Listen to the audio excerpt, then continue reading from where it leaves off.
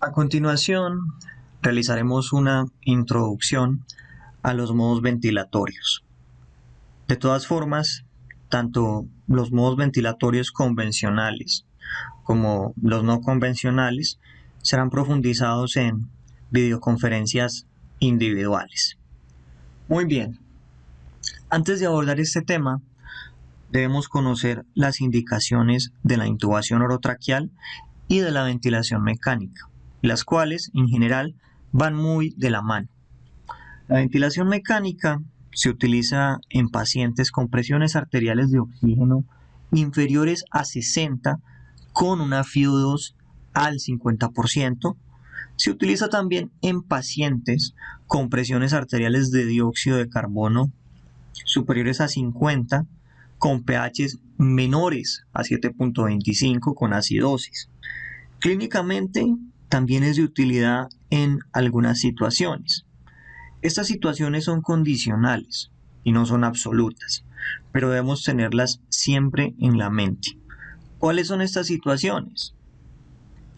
Falla ventilatoria, hipertensión endocraniana, pacientes con compromiso del estado neurológico, Glasgow por debajo de 8, estados de choque, insuficiencia respiratoria aguda tipo 1 o tipo 2, o sea, hipoxemia para la 1 e hipercápnica para la 2, sujetos con inestabilidad hemodinámica, pacientes con aumento del trabajo respiratorio, individuos con tórax inestables, pacientes con requerimiento de relajación neuromuscular o sujetos que tengan frecuencias respiratorias superiores a 30 por minuto, debido a la asociación que existe entre esto último y la fatiga muscular. En relación a la ventilación mecánica, debemos tener siempre en mente que el objetivo primordial de la ventilación mecánica es corregir la hipoxemia y o la acidosis respiratoria, mejorar la hipercapnia en caso de que esté, reducir el trabajo respiratorio y dar soporte, dar apoyo. La ventilación mecánica no es un tratamiento per se, es una medida de soporte, como ya hemos enunciado en varias ocasiones. Cuando nosotros empleamos la ventilación mecánica, debemos tener en mente algunos principios básicos. El primero, nosotros debemos buscar adaptar la modalidad ventilatoria al paciente, o sea, debemos adaptar la ventilación mecánica al paciente y no al revés. Nosotros no debemos adaptar al paciente a la ventilación mecánica. Si bien es cierto que la mayoría de los sujetos, aproximadamente el 95%, pueden beneficiarse de modos ventilatorios convencionales, como modos asistido controlados, sea por volumen o por presión, los modos convencionales no van a ser siempre los más útiles. En ocasiones, en una minoría, el paciente se va a beneficiar más de modalidades no convencionales. Y nosotros debemos emplear entonces las modalidades ventilatorias adaptándolas al paciente y no al revés. Vale la pena mencionar que cuando nosotros empleamos la ventilación mecánica debemos emplear parámetros protectores. Parámetros protectores para poder evitar generar daño inducido o asociado a la ventilación mecánica. Barotrauma, biotrauma, ergotrauma, teletrauma, entre otros. Siempre que nosotros estamos suministrando ventilación mecánica a un paciente, debemos tener en nuestra mente la realización temprana del weaning, cuando el weaning esté indicado y sea oportuno, claramente. Más adelante hablaremos de destete o weaning. Esto es muy similar a cuando nosotros intubamos a un paciente, que al intubar nosotros tenemos un parámetro o una meta en mente y esa meta que nosotros tenemos es poder extubar al paciente lo más rápido posible. Resulta importante que se realice un paréntesis. Antes de que nosotros sometamos a un paciente a ventilación mecánica, debemos evaluar su contexto individual y su pronóstico vital. ¿Por qué?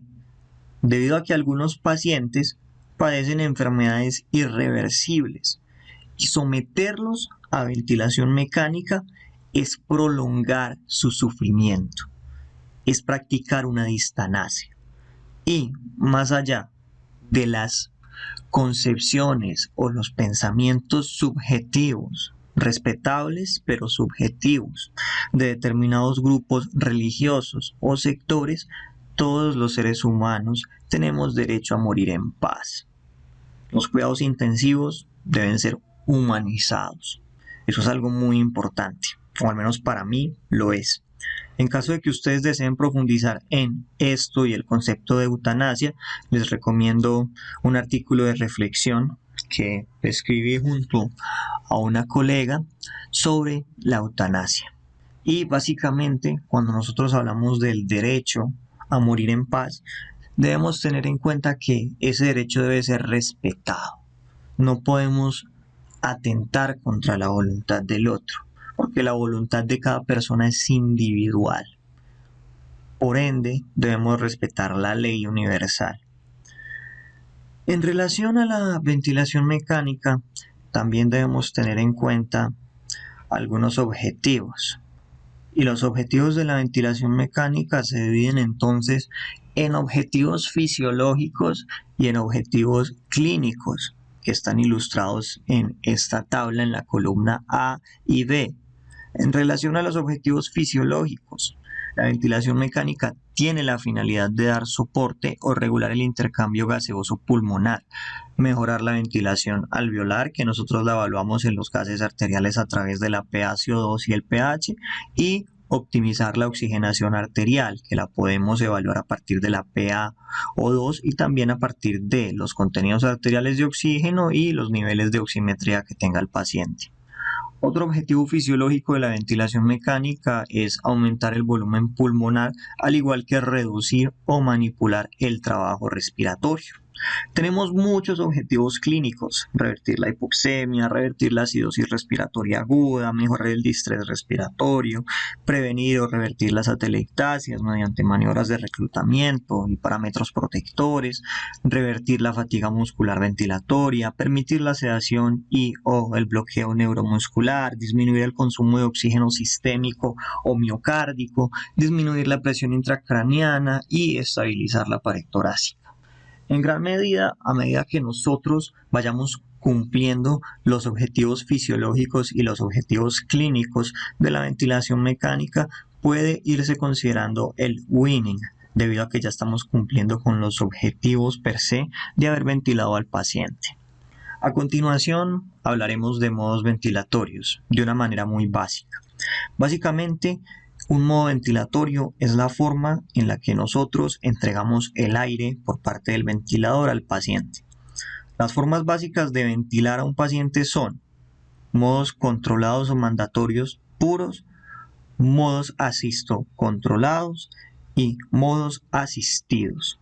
Cuando hablo de las formas básicas, estoy utilizando el término básico como sinónimo de modalidades convencionales, ¿sí? En relación al modo controlado mandatorio puro, este modo se caracteriza porque nosotros modificamos variables en el ventilador y esas variables que nosotros modificamos van a ser fijas. O sea, el ventilador solo va a otorgar lo que nosotros seteamos. No importa si el paciente requiere más, no importa si el paciente requiere menos de algún parámetro. El ventilador solamente va a dar lo que se programó.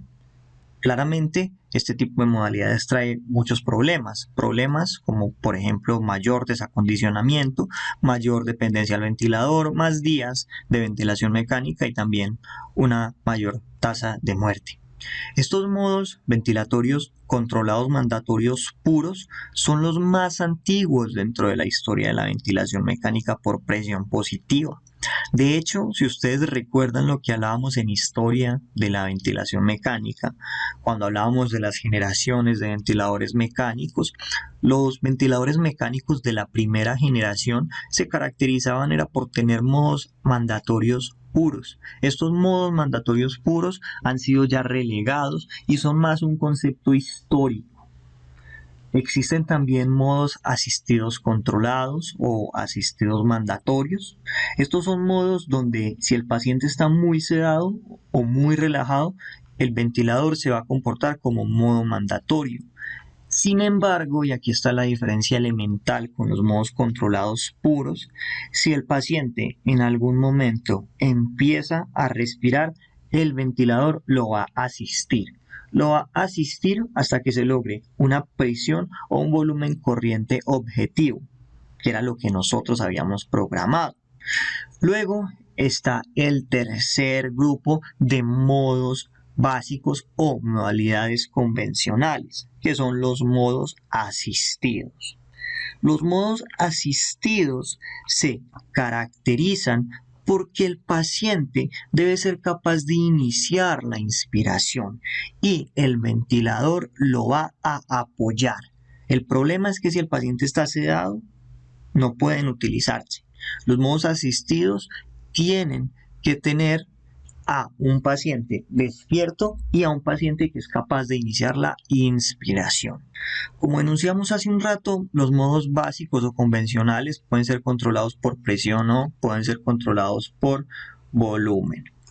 En los modos no convencionales encontramos modalidades ventilatorias especiales que se utilizan en algunas condiciones específicas como el MMB, el BiPAP, el APRB, el NAVA, entre otros.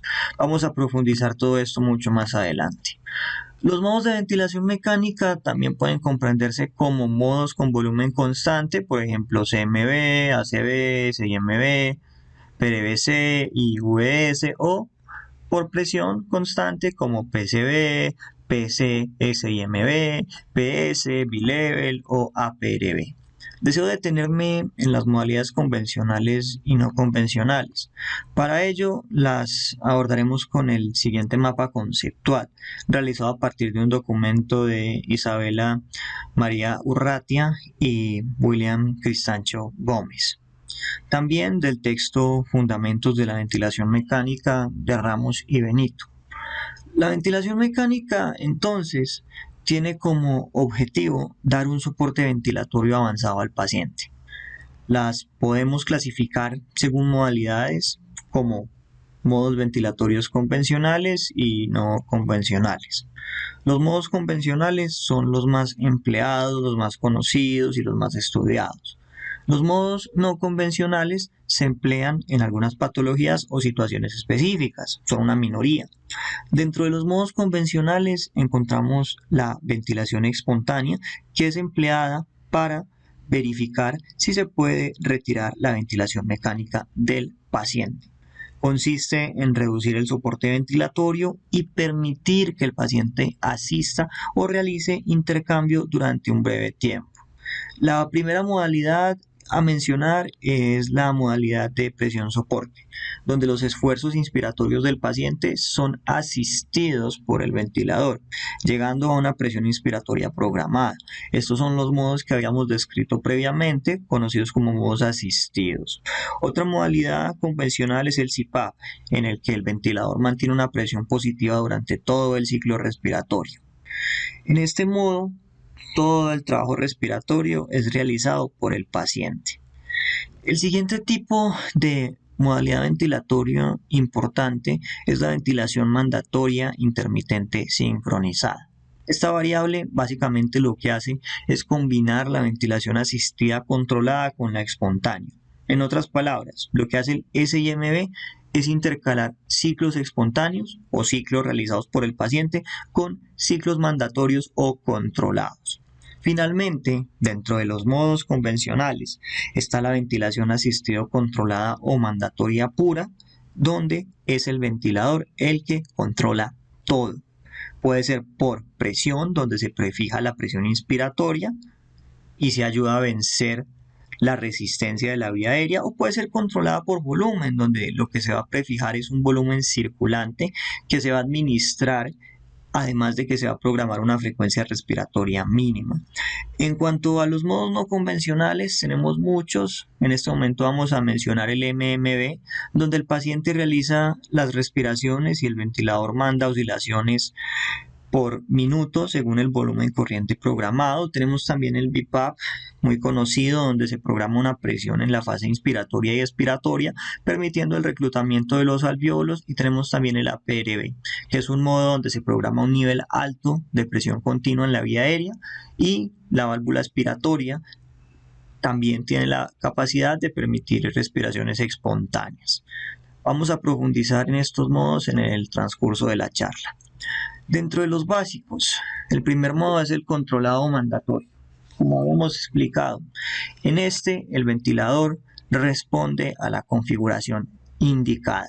No necesariamente va a asegurar las necesidades del paciente. Por ende, este modo presenta mayor riesgo de disincronías. Y para ser seguro, el paciente tiene que estar sedado y relajado. Esto se asocia con mayor desacondicionamiento, por ende, mayor tiempo de ventilación mecánica.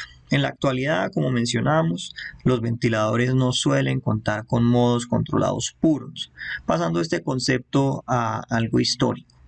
La mayoría de los ventiladores modernos han reemplazado los modos mandatorios puros por modos asistidos y controlados, que pueden ser asistidos y controlados bien por presión o por volumen. En este modo, el ventilador sigue al paciente si realiza los esfuerzos, y en caso de que el paciente no haga esfuerzos, el ventilador se comporta como si estuviera en una modalidad controlada o mandatoria pura. Sin embargo, puede adaptarse a las necesidades del paciente asistiendo sus esfuerzos. Esa es la diferencia elemental. En teoría, estos modos se asocian con menos disincronías, además de que se pueden emplear con menor sedación. En resumen, estos modos pueden ser manejados por volumen o por presión. Si lo manejamos por volumen, ¿qué vamos a programar? Un volumen corriente que, según la evidencia disponible actual, para poder estar en parámetros protectores va a ser de 6 a 8 mililitros por kilo, pero kilo de peso ideal. ¿Por qué? Porque cuando nosotros engordamos, el pulmón no aumenta, el pulmón solamente aumenta cuando nuestra talla aumenta. Y precisamente el peso ideal es el peso que debemos tener en relación a nuestra talla. En este sentido, la variable de control, si lo programamos por volumen, va a ser el volumen. Ahora, si nosotros estamos empleando la presión, lo que se va a modificar va a ser el volumen. El volumen se va a modificar para poder garantizar la presión que nosotros programamos. Si estamos utilizando un modo que sea a partir de la presión. Si lo empleamos a partir del volumen, ¿qué se va a modificar? Se va a modificar la presión para poder asegurar el volumen programado. Esto se hace también, si lo quieren recordar matemáticamente, considerando que la presión es igual al volumen multiplicado por la resistencia. Y teniendo en cuenta que la resistencia es constante, como el volumen, la presión va a ser la variable que se modifica. También se programa el flujo, que es la velocidad con la que se entrega el aire, la FiO2, la frecuencia respiratoria, la PIB y la relación IE. En los modos asistidos controlados por presión, la variable, como mencionamos previamente, de control es la presión, que es la que nosotros fijamos. Entonces, lo que va a variar va a ser el volumen. Mientras que recuerden que cuando nosotros estamos trabajando en modos asisto controlados por volumen, lo que va a variar va a ser la presión, y lo que nosotros vamos a configurar va a ser el flujo, va a ser la FiO2, va a ser la frecuencia respiratoria, va a ser la PIB y va a ser la relación IE. En cuanto a los modos asistidos, estos requieren siempre el esfuerzo respiratorio del paciente. Si el paciente no respira, no se manda aire, y ahí está el problema. Estos modos dan una ayuda al paciente, por lo cual son idóneos en pacientes despiertos y con patología que viene en resolución. En estos modos está el PCB, el CPAP y el BiPAP. Recuerden que el BiPAP es una modalidad no convencional. Ahora vamos a mencionar las fases del ciclo respiratorio. Básicamente son 4. Primero el trigger, que el trigger o el disparo lo podemos apreciar acá. Posteriormente aparece la inspiración, luego aparece el ciclado y luego aparece la expiración, ¿sí? Recuerden que trigger, disparo, gatillo es lo mismo. Entonces, acá lo que nosotros podemos ver es básicamente que el trigger o disparo es lo que inicia la inspiración. Luego sigue la inspiración, que es todo aquello que va hacia arriba. Posteriormente podemos apreciar esto, que esto es el ciclado. El ciclado es el inicio de la expiración y todo lo que vaya hacia abajo va a ser la expiración. Todo lo que vaya hacia arriba va a ser inspiración. Acá vemos una curva de flujo-tiempo, acá vemos una curva de volumen-tiempo y acá vemos una curva de presión-tiempo. Continuaremos hablando de las variables de fase. Las variables de fase son el tiempo inspiratorio, la relación inspiración-expiración y la frecuencia respiratoria. Estas tres, junto a la sensibilidad, controlan los 4 componentes que mencionamos del ciclo respiratorio. El tiempo inspiratorio marca cuánto va a durar la inspiración. Por defecto suele durar 0.8 a 1 segundo. El tiempo inspiratorio guarda una relación estrecha con la relación EA, con la frecuencia respiratoria. Me explico. A mayor tiempo inspiratorio va a aumentar la relación IE. La relación IE indica cuánto dura la inspiración y la expiración. Esto guarda también una relación con la frecuencia respiratoria y también con el tiempo de inspiración. En condiciones de normalidad es de 1,3 o de 1,2. 1 para la inspiración y 3 o 2 para la expiración. La frecuencia respiratoria es un parámetro importante en relación con la pH-CO2, como habíamos enunciado en otra parte. Suele estar entre 12 y 18. Matemáticamente, si nosotros aumentamos la frecuencia respiratoria, disminuimos la pCO2, o sea que son variables inversamente proporcionales, mientras que a menor frecuencia respiratoria, mayor pCO2. La última variable de fase es la sensibilidad. Básicamente la sensibilidad es la fuerza que el paciente tiene que hacer para disparar la inspiración. Esta puede ser o por presión o por flujo. Recuerden que cuanto mayor pongamos la sensibilidad, más esfuerzo debe hacer el paciente. Si se controla la sensibilidad por flujo, se suele configurar de 2 a 3 litros minuto. Y si es por presión, es de -2 a -3 centímetros de agua. Recuerden que entre más alta esté la sensibilidad, mayor debe ser el esfuerzo del paciente para disparar. Tampoco la sensibilidad puede estar muy baja, porque se puede disparar sin que hayan esfuerzos reales y eso puede generar lesiones asociadas al ventilador mecánico. Debemos mencionar también el oxígeno o la FiO2, que es otro parámetro programable. Debe estar seteada para garantizar una saturación arterial de oxígeno de entre 90 a 95. Idealmente, la FiO2 debe ser lo más baja posible. Inicialmente se usa de 50 a 100 o de 100 a 50. Se va disminuyendo y se va modificando según la oximetría. La PIP es el último parámetro que mencionaremos. De todos, este es el parámetro más controvertido. En general, se recomienda que la PIP sea al menos de 5 para poder mantener el reclutamiento. Ante el poco consenso que hay, puede emplearse la tabla FiO2-PIP, que podemos ver en pantalla. Esta tabla surge gracias a las conclusiones del estudio ARSNet, ¿sí? En esta diapositiva les dejo algunos parámetros estándar con los cuales podríamos dejar a la mayoría de pacientes inicialmente. Esto en el caso de un modo asistido controlado por volumen. Volúmenes corrientes de 6 a 8 mililitros por kilo de peso ideal, tiempos inspiratorios de 0.8 a 1 segundo, frecuencia respiratoria entre 12 a 16 o 18, PIP de al menos de 5, sensibilidad de 2 litros por minuto, si fuera por presión sería de -2 a -3 y una FiO2 que la podemos iniciar de 50 a 100 o de 100 a 50. Lo más usual es que inicien 100 y se vaya titulando hacia abajo. Recuerden que las FiO2 altas pueden generar atelectasias por reabsorción, debido a que eliminan el nitrógeno de los alvéolos y al eliminar el nitrógeno se está eliminando uno de los componentes que ayuda a mantener el alvéolo distendido, por lo cual si se elimina el nitrógeno el alvéolo puede colapsar. A continuación mencionaremos unas fórmulas de utilidad para la programación del ventilador. Acá podemos encontrar las fórmulas para poder calcular el peso ideal. Recuerden que el volumen corriente se calcula en base al peso ideal. Existen muchas fórmulas, como la de Broca, la de Lorentz y la del Metropolitan Life Insurance Company. La que más se suele utilizar, y es también la que yo más empleo, es la de Lorentz, que tiene una fórmula tanto para varones como para féminas. Segundo, nosotros debemos realizar la fórmula del CO2 deseado, que es la que vemos acá, para ver si el paciente está compensando su pH. Para ejecutarla, debemos tomar claramente unos gases arteriales al paciente y comparar el valor de CO2 que tiene con el que nosotros encontramos, que es el CO2 deseado. La fórmula básicamente es bicarbonato por 1.5 y el resultado de esto es sumado a 8. Debemos considerar también la fórmula del volumen minuto para poder optimizar la programación del ventilador, y esto ya lo vamos a ver a profundidad.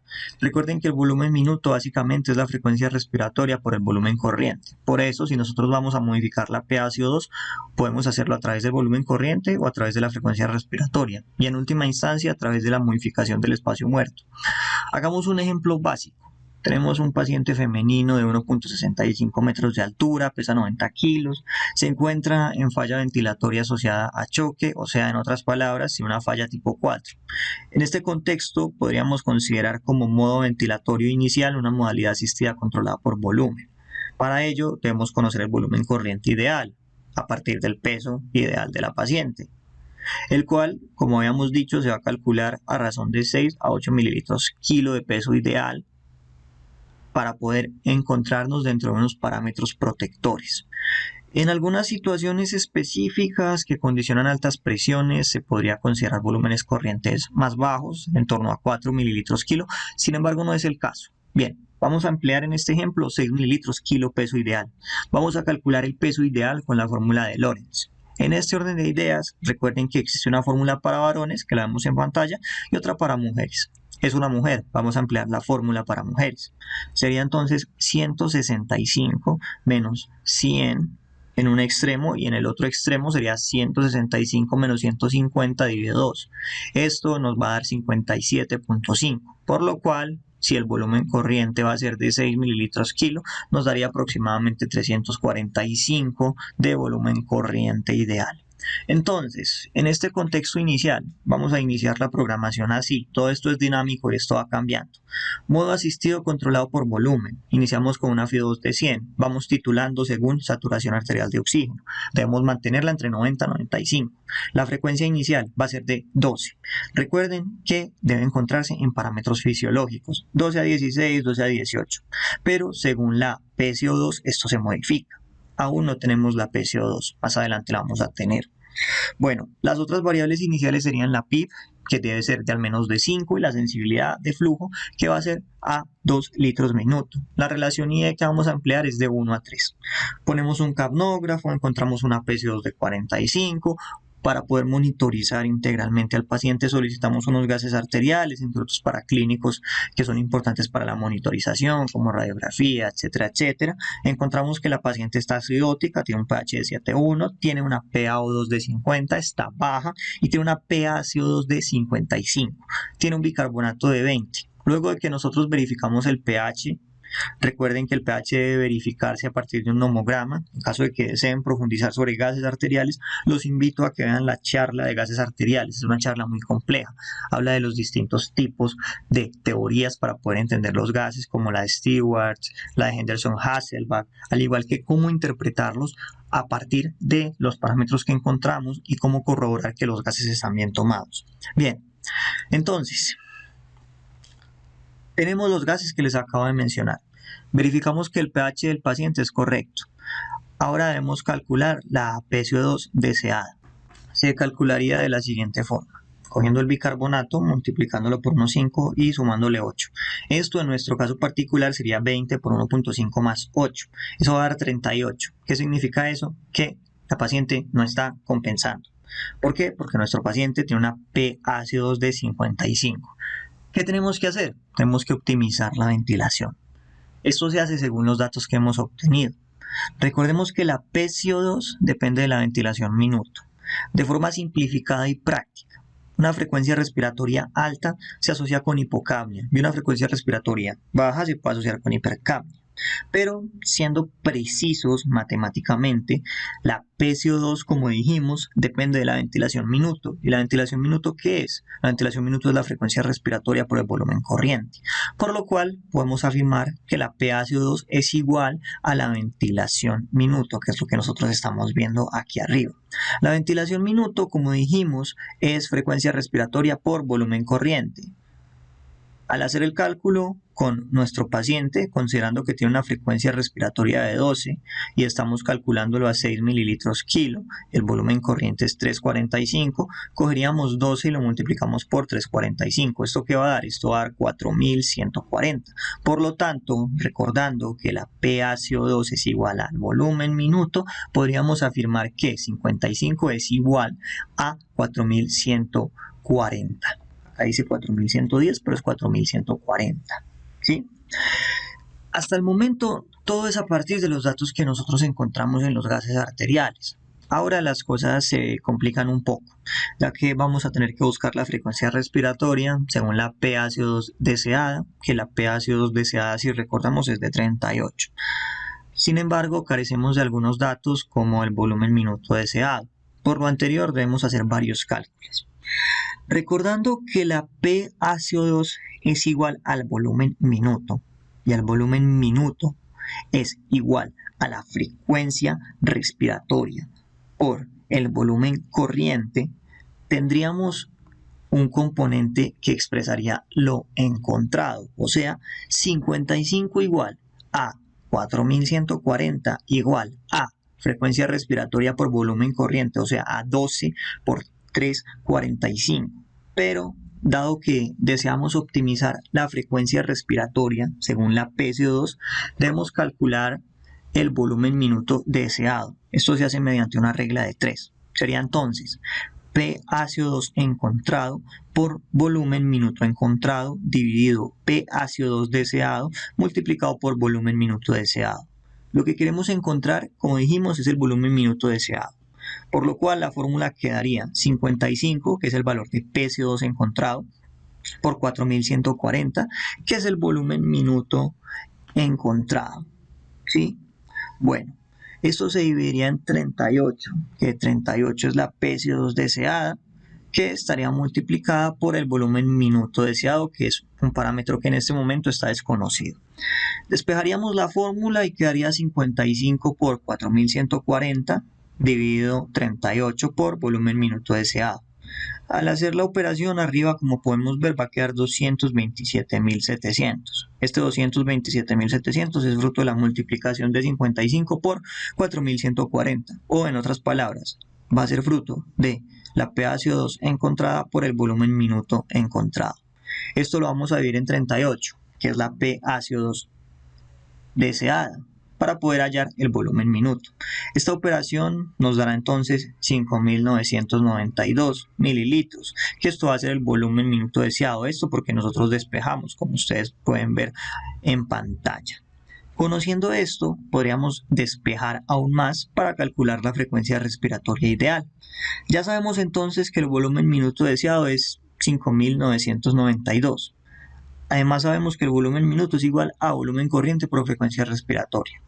Conocemos el volumen corriente de este caso, que es 345, por lo cual la operación quedaría 5.992 igual a 345 por frecuencia respiratoria.